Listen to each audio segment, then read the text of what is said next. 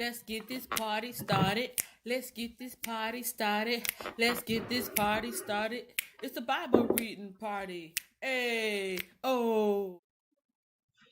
Good morning. Hey, you guys, good morning. It's Saturday. Let me know. I wish I could show more of those lights. I think those lights are pretty, but I don't think I've got the right kind of lens to show me in the light, so that's okay. Let me know if you guys can hear something in the background. I've got a friend of mine playing on a different tab, and it's muted right now, but I know in the past you guys have said that you can hear stuff even though it's muted. Sometimes the sound will play through. So let me know. Yeah, I can't show the lights. I'm giving some support to some friends who deserve it, who really deserve it. But I want to make sure that you guys cannot hear. I want to make sure that you guys cannot hear the other one, because I know, what was that, last month when I had that migraine? I was so out of it. I was really, really in a bad place, and I was watching somebody in the background, and I thought I had them on mute, but you guys could hear. You could hear it was like in slow mo. I had it playing in slow mo, and you guys were like, "We can hear something in the background. What's that noise?" I was like, "Oh, yeah, I'm playing somebody in the background." So, anyways, anybody with any type of joint issues, sore muscles, knots in your muscles, hip issues, ankle issues, any type of muscle stuff like that. I'm YouTube friends with a physical therapist. His name is Average Joe PT, and I was actually hanging out with him yesterday in his one of his live streams. He is a really There's some really, really talented people here on YouTube that are just not getting the exposure they deserve. I mean, people that are putting out really good information, like really valuable videos, and they don't rank. You know what I'm saying? YouTube is not suggesting them to enough people. Enough people are not finding them. They have a very small following, but it's amazing because I'm like, you don't have like a couple thousand subscribers by now. And so he's not monetized, and he doesn't have some of those perks like community tab and stuff like that. But he does really, really good videos, and he's a physical therapist. He's an actual physical therapist. He talks about different things to help people manage their pain and just live a good life, live a good healthy life. And so I've been watching him since yesterday. He is playing in the background right now. And I just wanted to make sure you guys did not get any disturbance between hearing me and hearing him. Yeah, so that's what's going on there. And if you get a chance, check him out. His name is Average Joe. Average Average Joe PT. All right. And on that note, Bible reading party. Let's get it started. Take one. Since it fell, I might as well use it when I pick it up.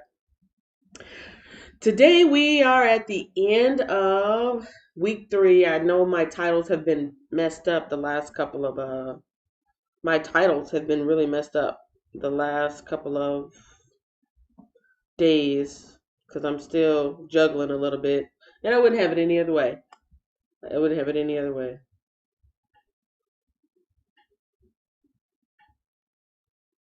Yeah. Just in case you're interested, this is the guy I'm talking about. His name is Average Joe PT. Literally, average. Come on now. There we go. Average. He does have 1,000 subscribers, but he's not monetized because enough people are not watching him, and enough people are not watching him because I don't know why. Because he's got really good videos. He goes live several days a week. I know y'all can't see that. It's not focusing, but he goes live several days a week. He has different topics, and yeah, that's what his stuff. That's what his page looks like. Trying to show that other side. Average Joe PD. Reducing anxiety and pain at home. Like if you got those little foot roller things, he shows you how to properly use those. If you got like a back massager things, he shows you how to properly use it to really to get the knots out of your muscles. He shows you how to use lots of different at-home techniques to reduce your pain. Really good guy. Anyways, I'm not here to promote. I'm here to talk about the Bible, but he is a good guy, and that's what I've got going on in the background. I wanted to make sure you guys couldn't hear that stuff going on because I didn't want it to be a distraction as we have our Bible reading party. Get it started. Get it started. See, I got my Bible and I got my dictionary. We're going to read about Joseph, Jesus, and Mary. But today we're in First Kings, which is in the Old Testament. And I hope my breath don't stink or else I'll have to take a mint. I'm not called to be a rapper. It's obvious. I'm not called to be a rapper, but I have fun with it.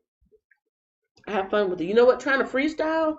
Trying to freestyle is actually a good brain exercise because you're forcing your brain to like think on the fly and come up with words that rhyme but still make sense. So it's a good exercise. It's something fun to do, you know?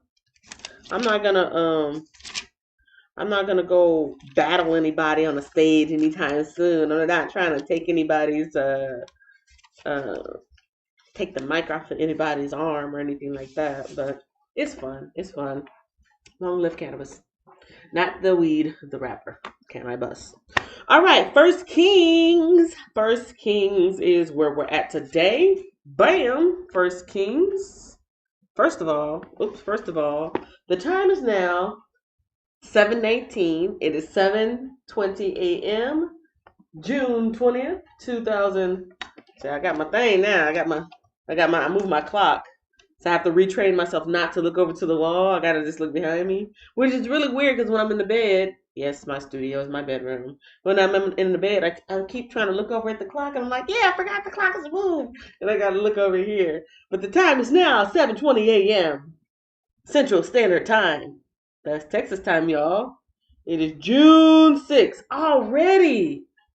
Already, it's like it was just May 30th, and now we're almost at the full week. We've almost completed the full week of June.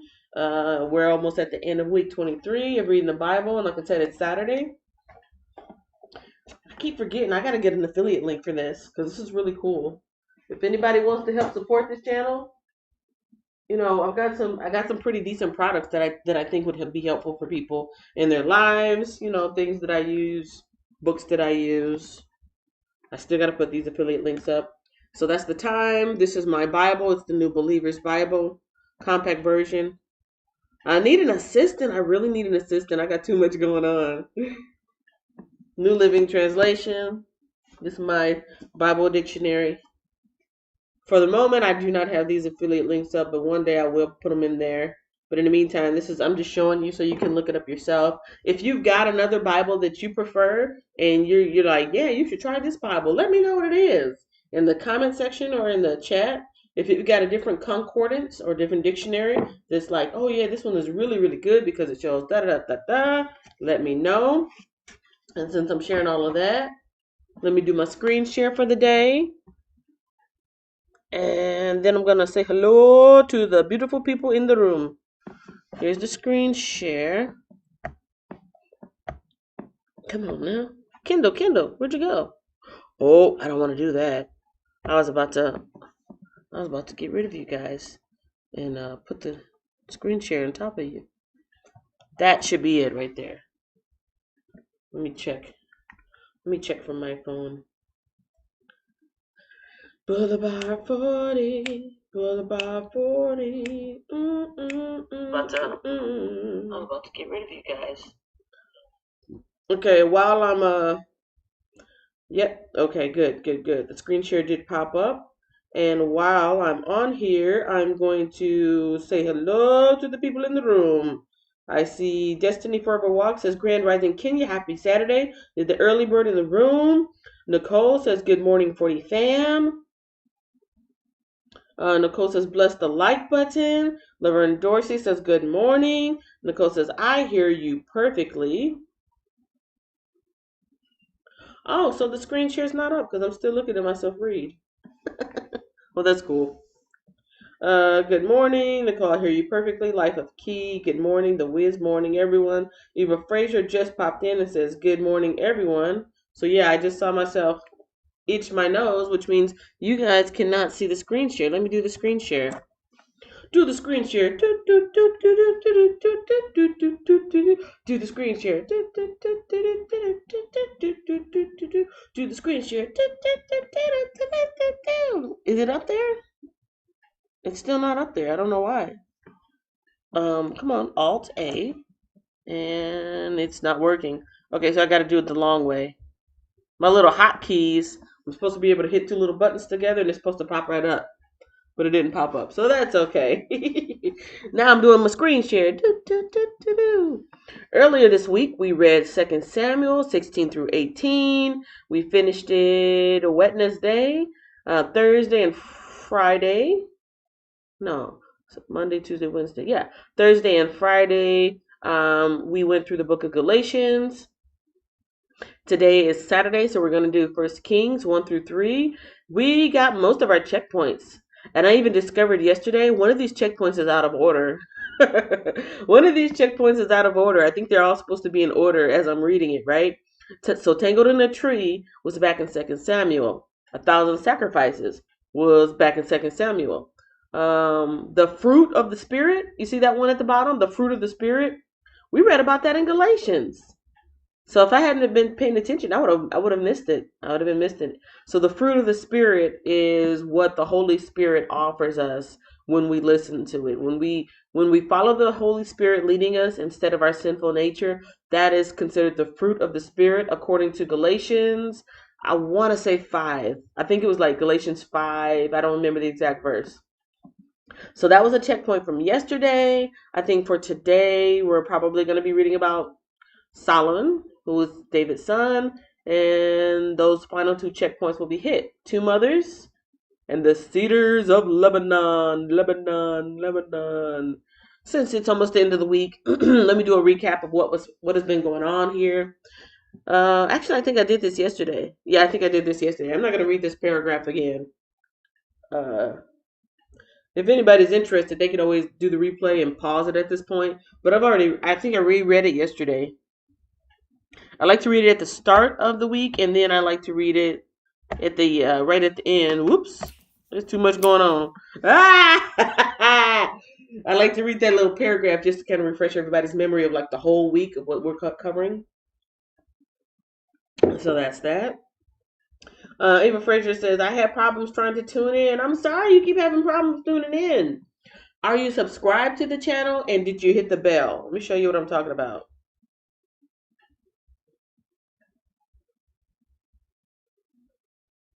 Okay, so like right now I'm logged in under my 40 Entrepreneur account, so I'm not subscribed to my own channel, right?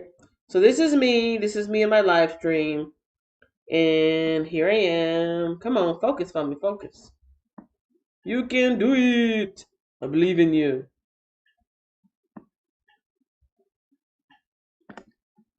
Don't make me. Okay, here we go. Bring it up to my face. Is that a little bit better? Much better. I just gotta make sure this thing stays steady. Alright, so this is me on my channel, right?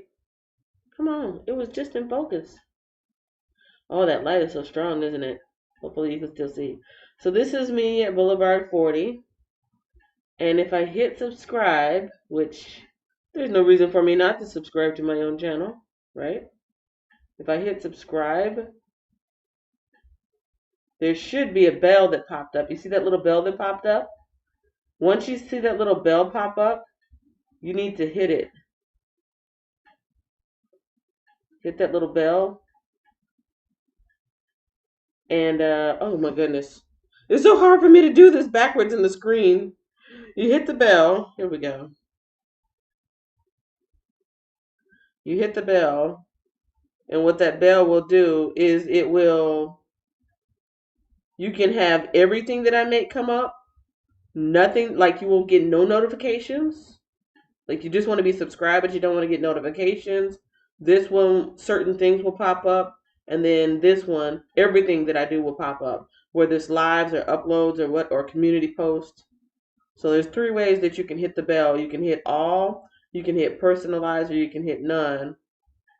So try to make sure you hit one of those top 2 bells, the middle one or the top one. That way you can get notified.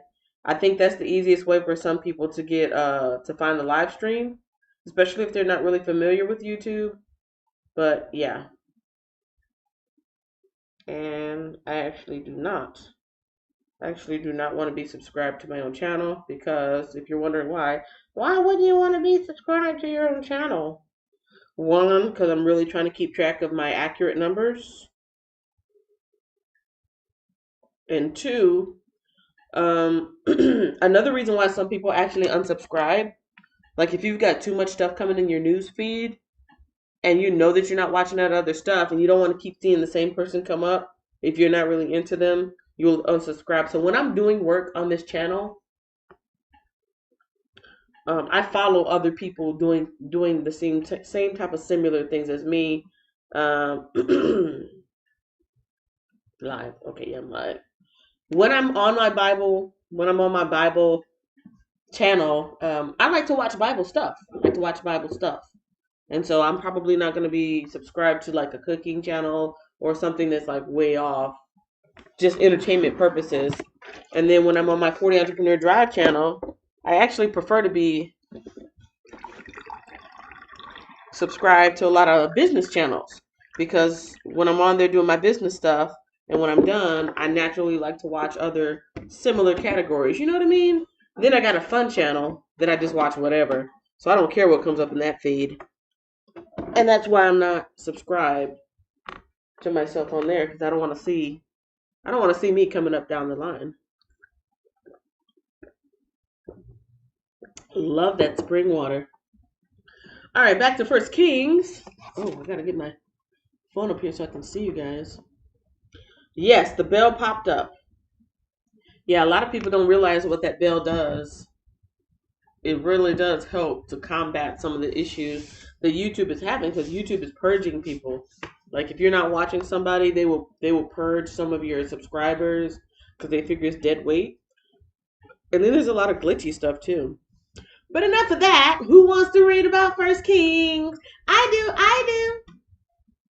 The author of First Kings is actually unknown. The date written is unknown, but the narrative is the genre is narrative. That's what I'm reading right here. Oh, why is it so dark?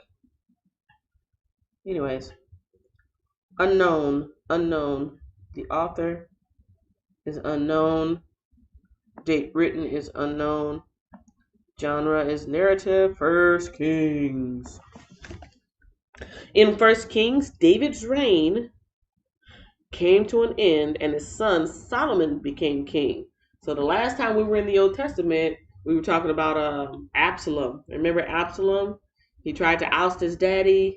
He had some advisors that really didn't have his best interest at heart. He ended up getting killed by Joab. I think it was Joab. And David got his throne back, but he's got other children, and it looks like one of these children, Solomon, is going to become king. God gave Solomon the gift of wisdom and the blessing of building the temple. By the end of his reign, the kingdom was in an agitated state of unrest due to the excessive taxes for all of his building projects. Woo-hoo. The book ends as Solomon's son Rehoboam took the throne, which led to the division of the kingdom. Man, it's like it gets broken, comes apart, it comes back together. It gets broken apart, comes back together. Because remember, when there was that one battle, like a couple of books ago, Israel became Israel and Judah and Israel, and then years of separation, and then David was finally able to reunite them when he became the king after who died?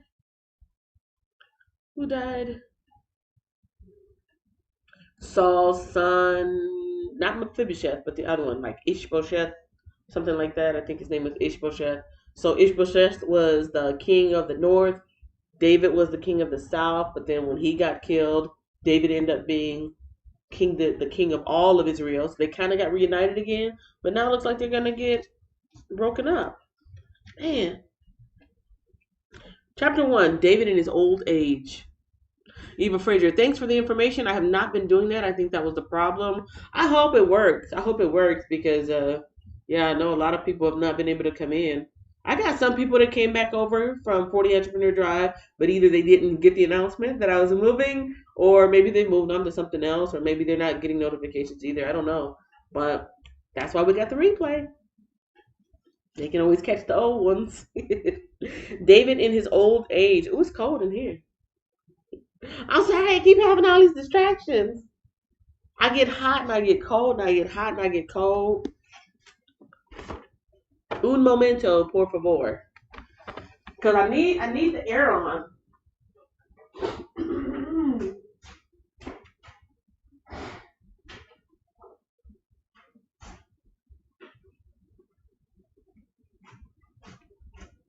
I think the change of life is upon me, you guys. I know that's TMI, but I think the change of life is coming upon me.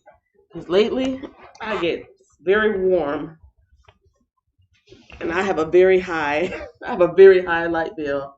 Because I keep my air conditioning on. It's just... But then with the fan and just the way that it's blowing, it gets me a little too chilly. Then I gotta get warm again. Then I'm cold again. Yeah, hot then you're cold. I don't even like Katy Perry like that. Chapter 1, David in his old age. King David was now very old, and no matter how many blankets covered him, he could not keep warm.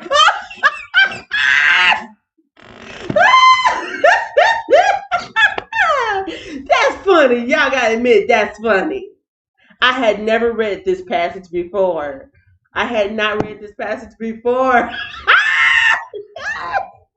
I think that's funny. Oh, I say I'm a simple person. It does not take much to make me happy. It does not take much to make me smile. It does not take much to make me laugh. But that's a coincidence. Is that not a coincidence? Come on, y'all. I hadn't even read it yet because I kept interrupting myself. Okay, let me go on. Oh, that's funny. King David was now very old, and no matter how many blankets covered him, he could not keep warm. That's funny. So his advisors told him, "Let us find a young virgin to wait on you and look after you, my lord. She will lie in your arms and keep you warm." Oh, that is funny.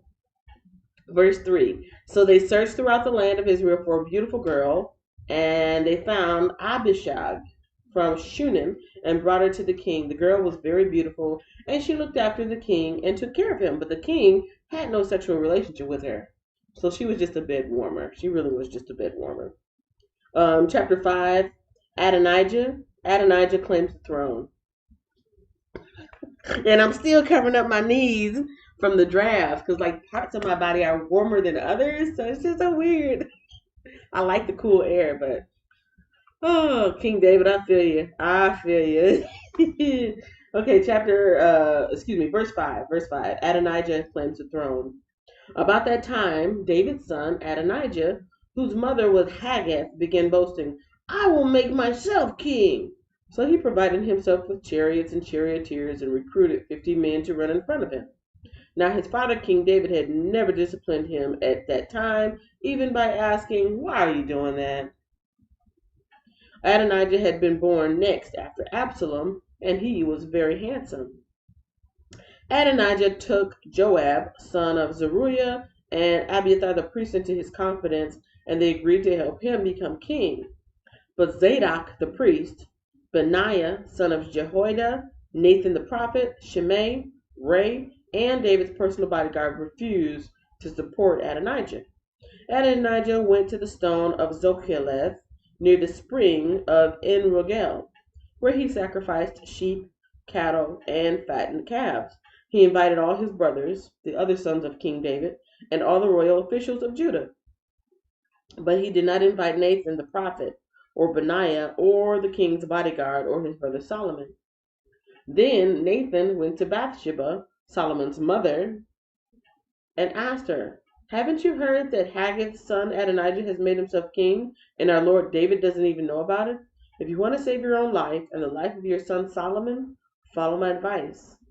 Go at once to King David and say to him, 'My lord, the king, didn't you make a vow and say to me, your son Solomon will surely be the next king and sit on my throne? Why then has Adonijah become king? And while you are still talking with him, I will come and confirm everything you have said.' So Bathsheba went into the king's bedroom. He was very old now, and Abishag was taking care of him. Bathsheba bowed down before the king. 'What can I do for you?' he asked. She replied, 'My lord, you made a vow before the Lord your God when you said to me, your son Solomon will surely be the next king and will sit on my throne. But instead, Adonijah has made himself king, and my lord the king does not even know about it. He has sacrificed many cattle, fattened calves, and sheep, and he has invited all the king's sons to attend the celebration.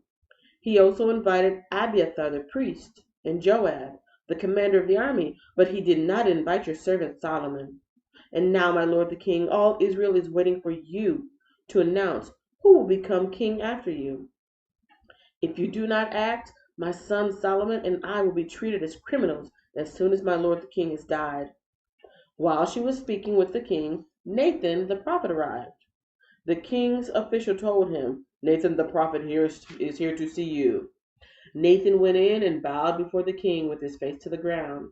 Nathan asked, 'My lord the king, have you decided that Adonijah will be the next king and that he will sit on your throne? Today he has sacrificed many cattle, fattened calves and sheep, and he's invited all the king's sons to attend the celebration. He also invited the commanders of the army and Abiathar the priest. They're feasting and drinking with him and shouting, 'Long live King Adonijah!' But he did not invite me, or Zadok the priest, or Benaiah, or your servant Solomon. Has my lord the king really done this without letting any of his officials know who should be the next king?' And so in verse 28, David makes Solomon king. King David responded, 'Call Bathsheba.' So she came back in and stood before the king. And the king repeated his vow, 'As surely as the Lord lives, who has rescued me from every danger, your son Solomon will be the next king and will sit on my throne this very day, just as I vowed to you before the Lord, the God of Israel.' Then Bathsheba bowed down with her face to the ground before the king and exclaimed, 'May the Lord King David live forever.' Then King David ordered, 'Call Zadok the priest, Nathan the prophet, and Benaiah son of Jehoiada.' When they came into the king's presence, the king said to them, 'Take Solomon and my officials down to Gihon spring. Solomon is to ride on my own mule. There Zadok the priest and Nathan the prophet are to anoint him king over Israel. Blow the ram's horn and shout, 'Long live King Solomon!' Then escort him back here, and he will sit on my throne. He will succeed me as king, for I have appointed him to be ruler over Israel and Judah.' 'Amen,' Benaiah, son of Jehoiada, replied. May the Lord, the God of my Lord the king, decree it happen, and may the Lord be with Solomon as he has been with you, my lord the king, and may he make Solomon's reign even greater than yours.' So Zadok the priest, Nathan the prophet, Benaiah, son of Jehoiada, and the king's bodyguard took Solomon down to Gihon spring, with Solomon riding on King David's own mule. There Zadok the priest took the flask of olive oil from the sacred tent and anointed Solomon with oil. Then they sounded the ram's horn, and all the people shouted, 'Long live King Solomon!' And all the people followed Solomon into Jerusalem, playing flutes and shouting for joy. The celebration was so joyous and noisy that the earth shook with the sound. Adonijah and his guests heard the celebrating and shouting just as they were finishing their banquet. When Joab heard the sound of the ram's horn, he asked, 'What's going on? Why is the city in such an uproar?' And while he was still speaking, Jonathan, son of Abiathar the priest, arrived. 'Come in,' Adonijah said to him, "For you're a good man, you must have good news." "Not at all," Jonathan replied. "Our Lord King David has just declared Solomon king." The king sent him down to Gihon spring with Zadok the priest, Nathan the prophet, and Benaiah son of Jehoiada, protected by the king's bodyguard.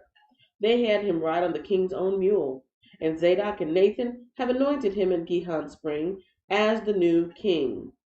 They have just returned, and the whole city is celebrating and rejoicing. That's what all the noise is about. What's more, Solomon is now sitting on the royal throne as king, and all the royal officials have gone to King David and congratulated him, saying, "May your God make Solomon's fame even greater than your own, and may Solomon's reign be ever greater than yours." Then the king bowed his head in worship as he lay in bed, and he said, "Praise the Lord, the God of Israel, who today has chosen a successor to sit on my throne while I'm still alive to see it." Then all of Adonijah's guests jumped up in panic from the banquet table and quickly scattered. Adonijah was afraid of Solomon, so he rushed to the sacred tent and grabbed on to the horns of the altar. Word soon reached Solomon that Adonijah had seized the horns of the altar in fear and that he was pleading, "Let King Solomon swear today that he will not kill me." Solomon replied, "If he proves himself to be loyal, not a hair on his head will be touched, but if he makes trouble, he will die." So King Solomon summoned Adonijah, and they brought him down from the altar. He came and bowed respectfully before King Solomon, who dismissed him, saying, "Go on home." Ooh, ooh, ah!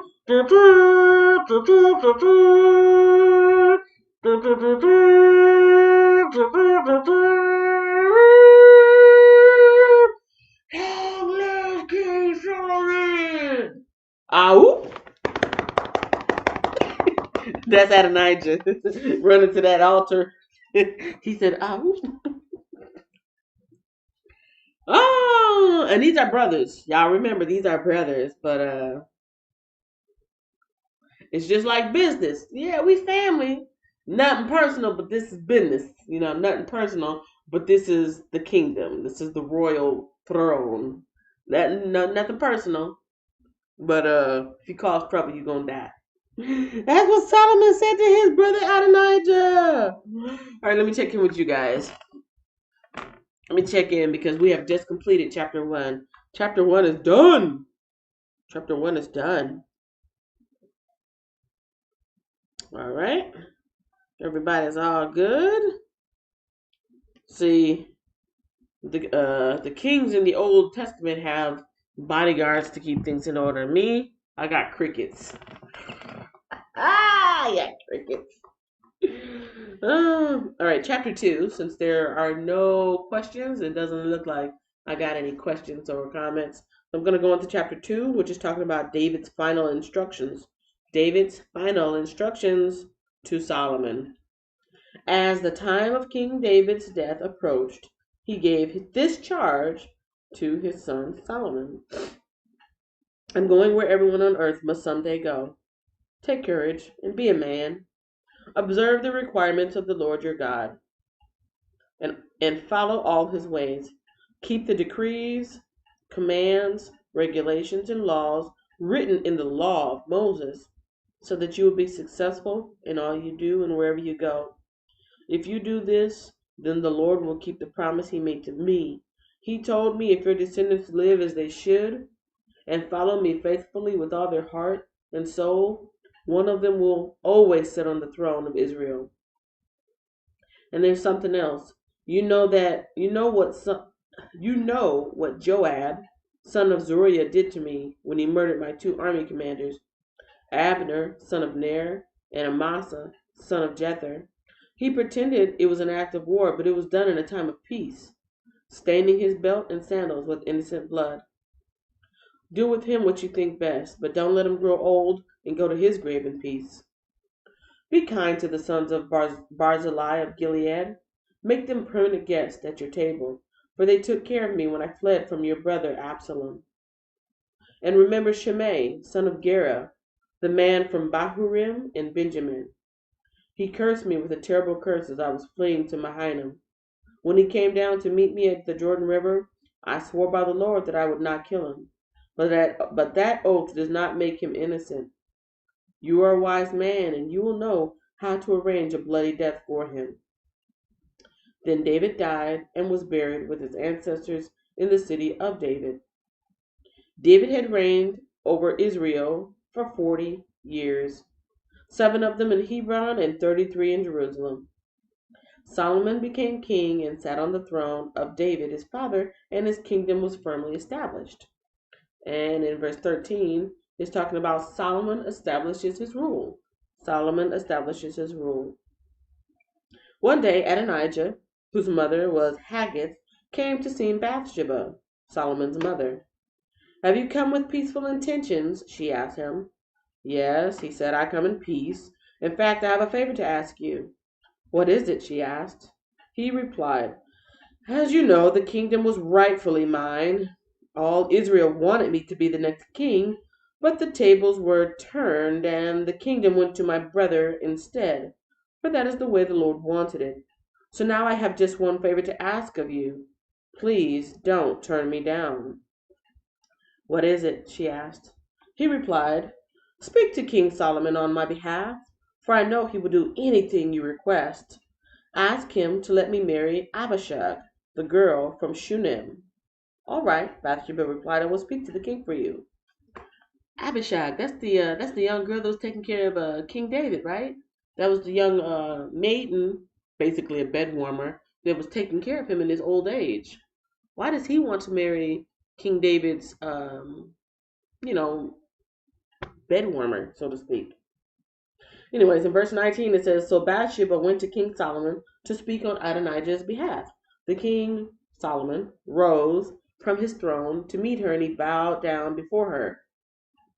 When he sat down on his throne again, the king ordered that a throne be brought for his mother, and she sat at his right hand. "I have one small request to make of you," she said. "I hope you won't turn me down." "What is it, my mother?" he asked. "You know I won't refuse you." "Then let your brother Adonijah marry Abishag, the girl from Shunem," she replied. "How can you possibly ask me to give Abishag to Adonijah?" King Solomon demanded. "You might as well ask me to give him the kingdom. You know that he's my older brother, and that he has Abiathar the priest, and Joab the son of Zeruiah on his side." Then King Solomon made a vow before the Lord. "May God strike me and even kill me if Adonijah has not sealed his fate with this request. The Lord has confirmed me and placed me on the throne of my father David. He has established my dynasty as he promised. So as surely as the Lord lives, Adonijah will die this very day." So King Solomon ordered Benaiah, son of Jehoiada, to execute him, and Adonijah was put to death. Then the king said to Abiathar the priest, "Go back to your home in Ananoth. You deserve to die, but I will not kill you now, because you carried the ark of the sovereign Lord for David my father, and you shared all his hardships." So Solomon deposed Abiathar from his position as priest of the Lord, thereby fulfilling the prophecy the Lord had given at Shiloh concerning the descendants of Eli. Remember Eli? Eli was a good man, but he had them 2 rotten sons who was just cutting up. Those 2 Levitical priests that was cutting up. And since he never, did proper daddy duties, no, don't do this, no, don't do that. You're wrong. Stop doing that. He never corrected his sons, and so they basically made a mockery of the priesthood. And they died. Did they die in battle or did they die? I can't remember how they died. But then Eli, he fell back on a chair, broke his neck. But before all that happened, Samuel, young Samuel, who was still a boy being brought up, he had, that vision from God. God talked to him in the middle of the night. Samuel, I'm here, I'm here. This is what's going to happen. This is, that was that prophecy coming. That was the prophecy being told. This is the prophecy being fulfilled in verse 27. We're in chapter 2, 27. So going on to chapter 8, 28, it says Joab, who was, Joab and Abiathar, those are the 2 buddies sticking together like putty with Adonijah. So Adonijah has been put to death.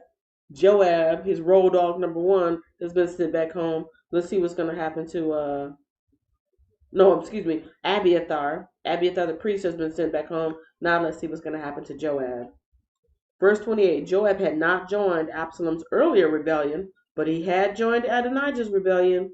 So when Joab heard about Adonijah's death, he ran to the sacred tent of the Lord and grabbed onto the horns of the altar. When this was reported to King Solomon, he sent Benaiah, son of Jehoiada, to execute him. Benaiah was went to the sacred tent of the Lord and said, Joab, the king orders you to come out. But Joab answered, No, I will die here. So Benaiah returned to the king and told him what Joab had said. Do as he said, the king replied. Kill him there beside the altar and bury him. This will remove the guilt of Joab's senseless murders from me and my father's family. The Lord will repay him for the murders of 2 men who were more righteous and better than he. For my father knew nothing about the deaths of Abner, son of Ner, commander of the army of Israel, and of Amasa, son of Jether, commander of the army of Judah. May their blood be on Joab and his descendants forever. And may the Lord grant peace to David and his descendants, his dynasty and his throne. Now that's really interesting. That shows a little bit of wisdom and patience on David's behalf. Because David knew that this stuff was going on when was that Abner? What did he say? Who was it? Abner? When Abner was killed, I'm trying to make sure I say the right person. But all this, basically what I'm trying to say is when all this stuff was going on, all this cutthroat, backstabbing stuff was going on right under King David's nose, and he found out about it after the fact, he could have cleaned house right then and there. But he was patient and wise, and he let these people live. Like, yeah, you did wrong, your days are numbered. But he didn't, you know what I'm saying? He didn't just take care of it right then and there. He kept his hands clean, but through passing on that throne to his son, he said, make sure you do what's right, do what you see as fit, and they ended up paying for their sins. They ended up paying for their bad deeds after the fact, even though it was years down the line. So that's pretty wise, but that's also pretty patient. I was gonna say ruthless, but not ruthless. It's really premeditated. Premeditated. King David didn't act out of he didn't have like quick reactions. He let it marinate and he just kind of like waited. Where am I at? I'm still in verse 2, right? Or chapter 2.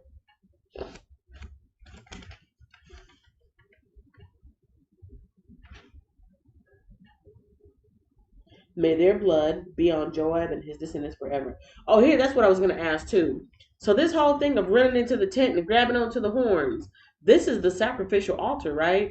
Back in Leviticus or Numbers, one of them old books. The priests, they made the sacrifice, they sprinkled the blood, and they did something with those horns. Didn't they like take some of the blood from the sacrifice and put them on the horns, right? It's kind of like we're taking our sin and we're putting them on this thing, and this is our sacrifice to you. Please forgive us. So these people, one, that's pretty bold, just to be running in there and holding on to them horns like, oh, Lord, take my sin away. Help me out. Help me out. That's my first question. And 2, is that even allowed to kill a person in there? Like, I thought that was holy ground, like sacred territory. But according to Solomon, he said that's where he wants to die. Let him die there. Anyways, let me know what y'all think about that in the chat or on the live stream or on the comments after the fact. I thought that was a no-no. I thought you were not really supposed to. That was supposed to be very sacred territory. All right. Oh, am I still on? Am I still live? Okay, my screen went black up there for a second. I hope you guys are still here. I never know if anything has happened or not. Yep, I got like 30 minutes of silence. Oh.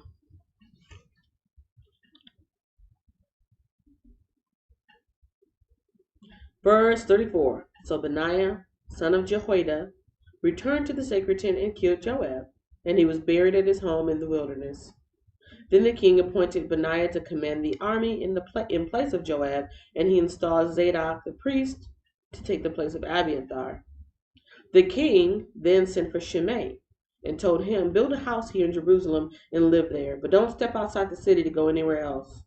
On the day you do so much as cross the Kidron Valley, you will surely die, and your blood will be on your own head. Shimei replied, your sentence is fair. I will do whatever my lord the king commands. So Shimei lived in Jerusalem for a long time. Wow, that's the first house arrest. That's what he did to Shimei. All these people that were backstabbing or double crossing his daddy, Daddy David, King David, all these people that were either backstabbing, double crossing, or doing something underhanded for King David, they're either getting killed, ran off, or getting placed on house arrest. That's what happened to Shimei. Chapter 2, verse 36. The king then sent for Shimei and told him, build a house here in Jerusalem and live there, but don't step outside the city to go anywhere else. On the day you so much as cross the Kidron Valley, you will surely die, and your blood will be shed on your own head. Will be on your own head. Shimei replied, your sentence is fair. I will do whatever my lord the king commands. So Shimei lived in Jerusalem for a long time. But 3 years later, 2 of Shimei's slaves ran away to King Achish, son of Maacah of Gath. When Shimei learned where they were, he saddled his donkey and went to Gath to search for them. When he found them, he brought them back to Jerusalem. Listening, I see you. I see you listening. Just got out the shower, and I'm listening to you read. Okay, cool. I just need to know because it gets kind of quiet sometimes here. All I hear is crickets. My voice and crickets. Let's see. Those slaves ran away to Gath. That's the same. Matter of fact, King Achish is still alive. King Achish is the king that David was hanging out with. Remember when he ran away to Philistia, and he was like somewhere around King Achish, and he would go up on these raids to this place, and he was really raiding the people in near Egypt.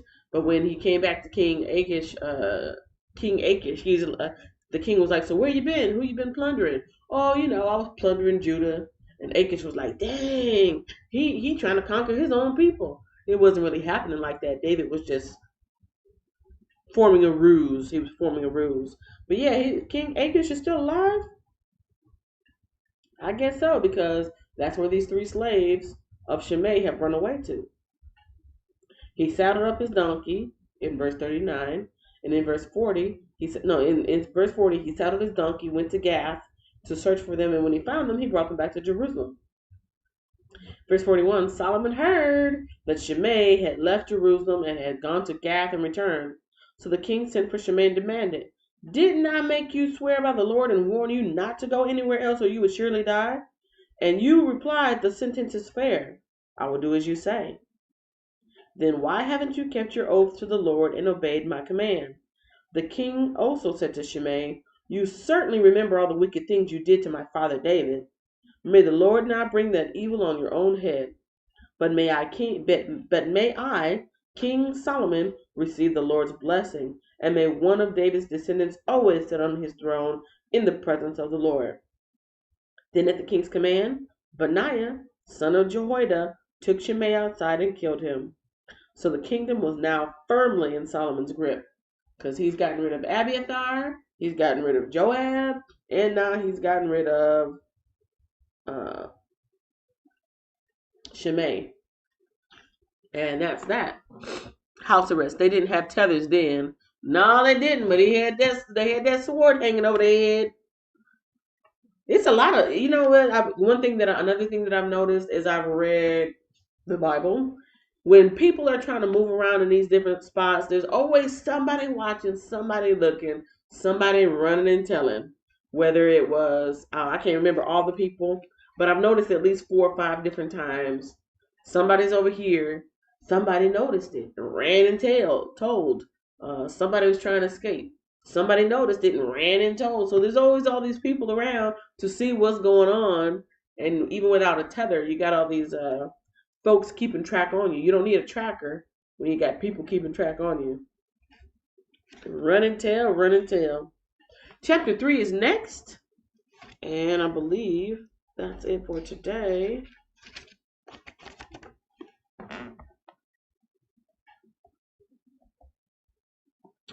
Yes, First Kings 1, 2, and 3. So we're going to be done in just a moment. Chapter 3 talks about Solomon asked for wisdom. Solomon made an alliance with Pharaoh, the king of Egypt, and married one of his daughters. He brought her to live in the city of David until he could finish building his palace and the temple of the Lord and the wall around the city.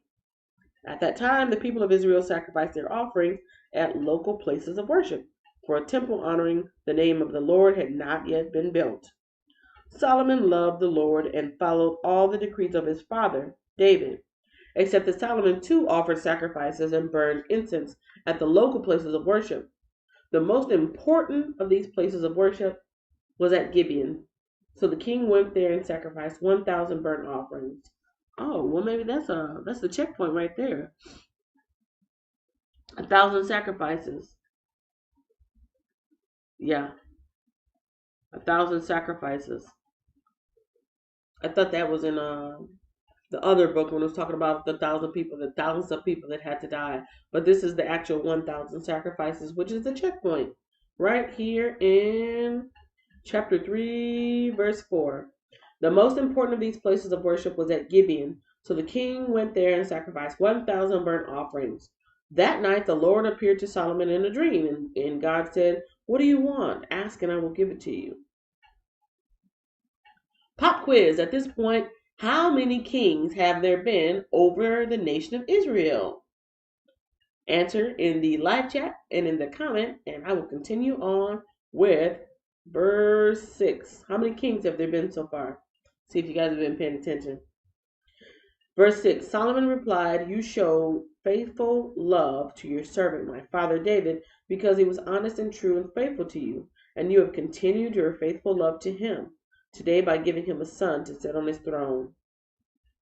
Now, O my Lord God, you have made me a king instead of my father David, but I am like a little child who doesn't know his way around.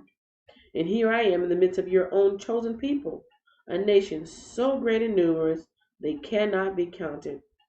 Give me an understanding heart so that I can govern your people well and know the difference between right and wrong. For who by himself is able to govern this great temple of yours?" The Lord was pleased that Solomon had asked for wisdom. So God replied, "Because you have asked for wisdom in governing my people with justice, and have not asked for a long life, or wealth, or the death of your enemies, I will give you what you asked for. I will give you a wise and understanding heart such as no one else has had or ever will have. And I will also give you what you did not ask for, riches and fame. No other king in all the world will be compared to you for the rest of your life. And if you follow me and obey my decrees and my commands as your father David did, I will give you a long life." Then Solomon woke up and realized it was all a dream. He returned to Jerusalem and stood before the ark of the Lord's covenant. Oh, that was me saying it that way. It really does say, then Solomon woke up and realized it had been a dream. He returned to Jerusalem and stood before the ark of the Lord's covenant, where he sacrificed burnt offerings and peace offerings. Then he invited all his officials to a great banquet. In verse 16, it says, Solomon judges wisely. I didn't get any answers yet from that question. So either you guys are looking it up, or you didn't hear the question, or you don't know. Uh-oh, that's the easy one. That was an easy question. Solomon judges wisely. Sometime later, two prostitutes came to the king to have an argument settled. "Please, my lord," one of them began, "this woman and I live in the same house. I gave birth to a baby while she was with me in the house.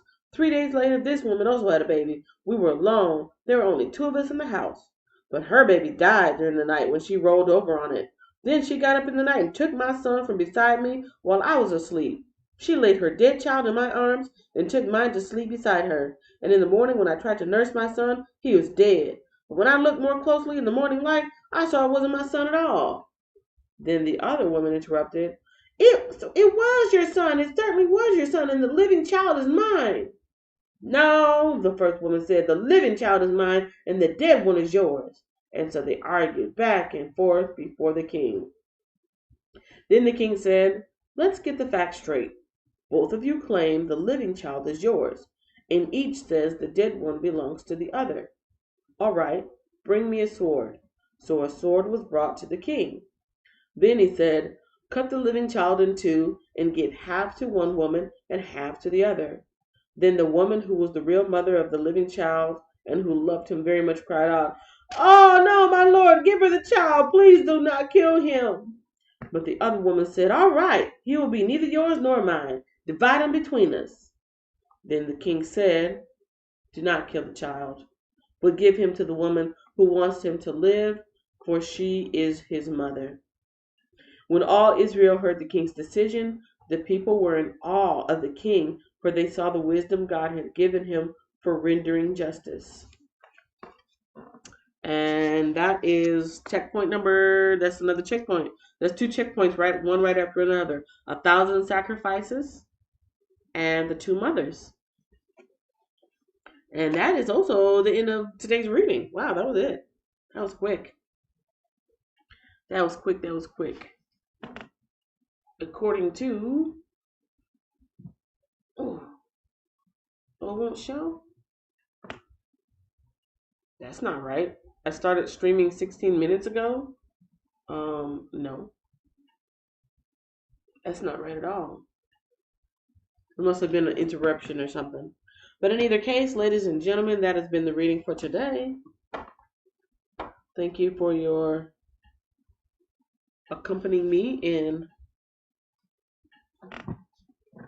today's reading at the new home of the Bible Party, Boulevard 40. Thank you so much for hanging out with me today. Destiny Forever Walks, shout out. Nicole, shout out. Laverne, Dorsey, shout out. Life of Key, shout out. Eva Frazier, shout out. The Wiz, shout out. And yes, thank you to everyone who's in here. Thanks to everyone for blessing the like button.